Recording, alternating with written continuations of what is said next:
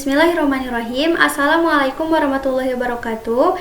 Pada kesempatan kali ini, saya Tazkiyah Humaira Al-Bukhari dengan NPM 20123008 akan mempresentasikan materi yang telah dibahas pada mata kuliah Lembaga Keuangan Syariah dengan dosen pengampu Hendy Purnama, SHIME. Pada materi yang pertama, kita membahas mengenai prinsip dasar dan pengertian ekonomi syariah. Ekonomi syariah merupakan sistem ekonomi yang berlandaskan pada Al-Quran dan Hadis dengan tujuan utama untuk mencapai kesejahteraan menyeluruh atau falah, serta menjaga keadilan dan keseimbangan sosial. Sistem ini tegak di atas dua prinsip utama, yaitu prinsip tauhid, yaitu menanamkan keyakinan bahwa Allah Subhanahu wa Ta'ala adalah pemilik mutlak alam semesta. Manusia hanya bertindak sebagai khalifah yang mengelola bumi, sehingga setiap aktivitas ekonomi dinilai sebagai bentuk ibadah yang harus dilakukan secara halal dan beretika. Yang kedua yaitu prinsip keadilan, menekankan pentingnya menempatkan sesuatu pada tempatnya, menyeimbangkan hak dan kewajiban, serta memastikan tidak ada pihak yang dirugikan seperti yang diterapkan dalam sistem bagi hasil. Untuk menjaga keadilan tersebut, ekonomi syariah secara tegas melarang tiga hal utama, yaitu pertama, riba, tambahan dalam transaksi pinjaman yang dapat memicu ketimpangan ekonomi dan eksploitasi. Riba sendiri terbagi menjadi beberapa jenis, yaitu riba qard, riba jahiliyah, riba fadl, dan riba nasi'ah. Yang kedua yaitu goror, ketidakjelasan atau ketidakpastian dalam transaksi, misalnya menjual barang yang belum dimiliki untuk menghindari penipuan dan sengketa. Yang ketiga yaitu maisir, segala bentuk perjudian atau spekulasi yang hanya mengandung unsur untung-untungan tanpa berbasis pada aktivitas ekonomi real. Selanjutnya, materi yang kedua kita membahas mengenai sejarah perkembangan Lembaga Keuangan Syariah atau LKS. Kemunculan lembaga keuangan syariah didorong oleh tiga faktor utama, yaitu faktor religius, larangan riba, faktor ekonomi, sistem yang adil, dan faktor sosial, kesejahteraan masyarakat.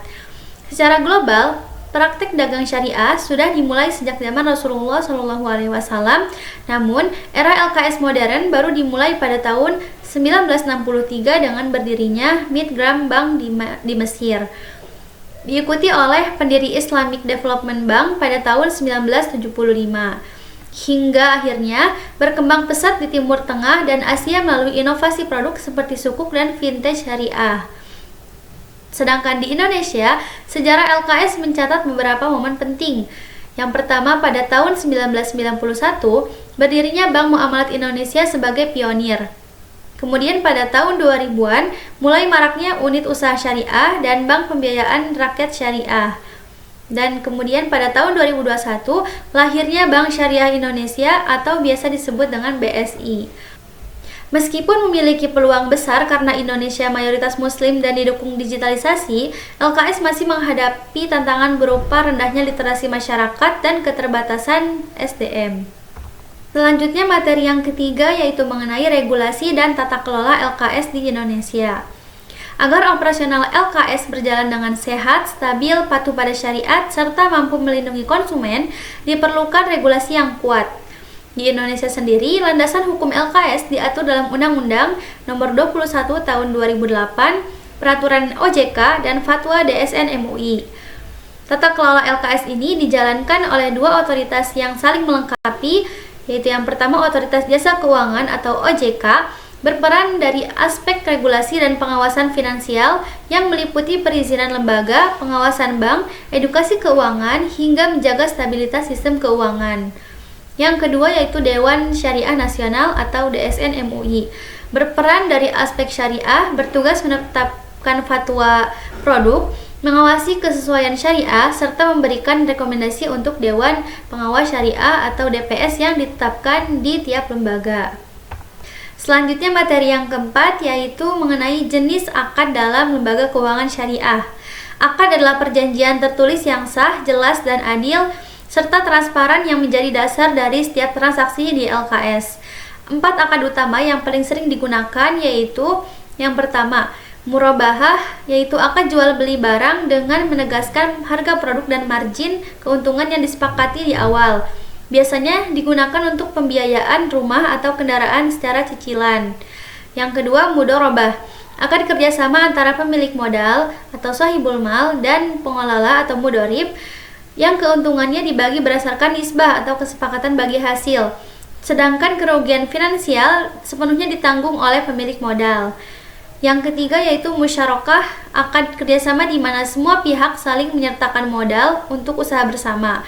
Resiko dan keuntungan ditanggung bersama sesuai porsi modal atau kesepakatan. Dan yang keempat yaitu ijarah, akan sewa menyewa untuk perpindahan hak guna manfaat atas suatu barang atau jasa dalam waktu tertentu tanpa diikuti pemindahan kepemilikan barang itu sendiri. Dan materi yang terakhir yaitu mengenai model bisnis dan operasional bank syariah. Sebagai salah satu bentuk LKS, bank syariah menjalankan fungsi intermediasi keuangan, menghimpun dan menyalurkan dana, namun dengan karakteristik yang berbeda total dengan bank konvensional. Bank syariah mengumpulkan dana masyarakat melalui produk tabungan, deposito atau investasi dengan basis akad wadiah atau mudharabah. Kemudian dana tersebut disalurkan kembali ke masyarakat melalui pembiayaan berbasis produktif dan sektoril menggunakan akad-akad seperti murabahah, mudharabah, musyarakah, dan ijarah. Berbeda halnya dengan bank konvensional yang memakai sistem bunga, pendapatan bank syariah murni berasal dari bagi hasil dan margin keuntungan transaksi. Secara keseluruhan, operasional bank syariah wajib dipandu oleh prinsip transaksi halal, keadilan, transparansi, serta diawasi secara ketat oleh Dewan Pengawas Syariah atau DPS untuk memastikan tidak adanya unsur riba, gharar maupun maisir di dalamnya. Dapat saya simpulkan dari materi yang telah disampaikan oleh saya tadi, ekonomi syariah merupakan manifestasi sistem ekonomi berlandaskan Al-Quran dan Hadis yang mengintegrasikan prinsip tauhid dan keadilan demi mencapai kesejahteraan atau falah. Melalui regulasi yang terintegrasi antara OJK dan DSN MUI, Lembaga Keuangan Syariah hadir sebagai solusi konkret yang membersihkan transaksi dari praktik riba, gharar, dan maisir. Dengan meninggalkan sistem bunga konvensional, operasional bank syariah bergerak dinamis di sektor real, menciptakan ekosistem finansial yang sehat, transparan, dan beretika melalui instrumen akad seperti murabahah, mudharabah, musyarakah, dan ijarah. Sekian yang dapat saya sampaikan mengenai pembahasan materi dari mata kuliah Lembaga Keuangan Syariah. Semoga apa yang saya sampaikan bisa bermanfaat bagi kita semua. Akhirul kalam. Wassalamualaikum warahmatullahi wabarakatuh.